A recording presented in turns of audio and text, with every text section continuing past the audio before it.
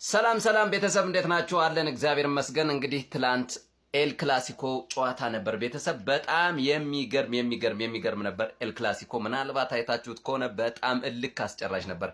በእርግጠኝነት ምነግራችሁ ግን ማድሪዶች ለአንድ ወር የተዘጋጁ ነው የሚመስሉት በሳይኮሎጂካል በጨዋታ በእውነት ነው የምላችሁ። በጣም የሚገርም ነው። እኔ እኮ አትሌቲኮ ማድሪዶች እንዴት ነው በባለፈው 2 ሳምንት ያሸነፏቸው? እንዴት ነው ያሸነፉት? ተመልከቱ እስኪ በስነ ልቦና በጨዋታ ምናምን እንዴት አድርገው ብልት እንዳደረጓቸው ተመልከቱ። ዝም ብላችሁ እዩት እስኪ። በጣም የሚገርም እኮ ነው። ተመልከት።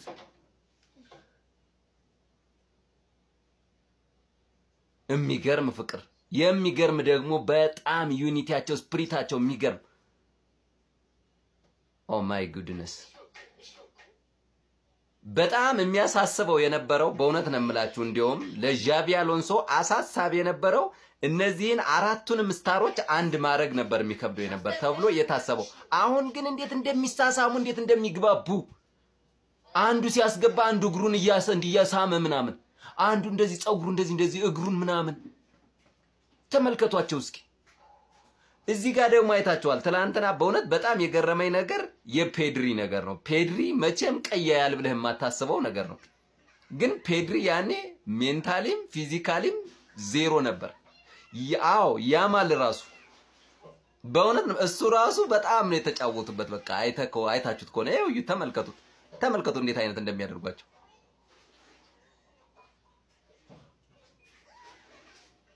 በእውነት ኤል ክላሲኮ ግን በእውነት አሁን ማንቸስተር ዩናይትድ ከሊቨርፑል ጋር የሚያደርገው አሁን እየቀዘቀዘ አልመጣም?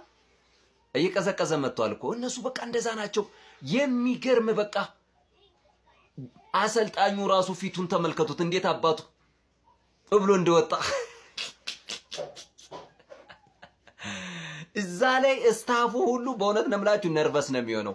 ኤል ክላሲኮ ገና ሲጀመር እንዳልኳችሁ ቅድም ማለት ነው ለአንድ ወር ወይም ለሳምንት ሳይኮሎጂካሊም ሜንታሊም በቃ ፊዚካሊ ፊት ሆነ መዘጋጀት አለብህ። በቃ ባርሴሎና ይመጣል ሪያል ማድሪድ ይመጣል ብለህ ተዘጋጅተህ ነው የምጠብቀው ቤተሰብ። በጣም የሚገርም ነው።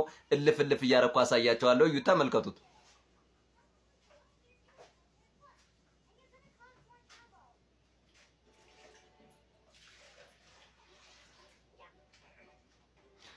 እንግዲህ እንደዛም ሆኖ 3 ነጥባቸውን ይዘው ሄደዋል። 4 ነጥብ ከነሱ ጋር ነው የወሰዱት።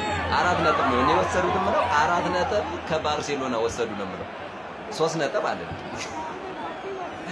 ኮመንት ላይ ያሳውቁኝ። 4 ነጥብ ከባርሴሎና ወሰዱ ማድሪዶች ነው የምለው ትላንትና። እሱን ኮመንት ላይ ያስቀምጡልኝ። በእውነት ነው የምላችሁ 4 ነጥብ ከባርሴሎና ማድሪድ ወሰደ ትላንትና ነው። በቃ ምንም ማድረግ አትችሉም። ኮመንት ላይ ግን አስቀምጡልኝ። የሚገርም ኤል ክላሲኮ በእውነት በዓለም ላይ ነው የሚጠበቀው። እነሱም እንዴት እንደሚዘጋጁበት ራሱ አላውቅም። በጣም ነው የሚገርመኝ። እኔ ያው ቴብሉንም ተመልከቱት። አሁን ማድሪድ እንግዲህ እየመራ ነው።